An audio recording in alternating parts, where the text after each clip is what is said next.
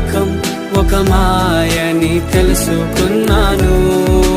ఏది నా సొంతం కాదనుకున్నాను. తప్పిపోయిన కుమారుని నేనైతే నా కొరకై నిరీక్షించే తండ్రి నా యేసు. తప్పిపోయిన కుమారుని నేనైతే నా కొరకై నిరీక్షించే తండ్రి నా యేసు.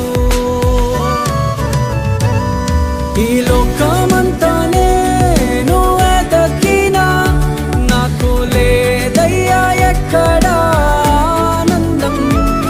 నీ సన్నిధిలో ఒక్క క్షణం గడిపినా నా హృదయం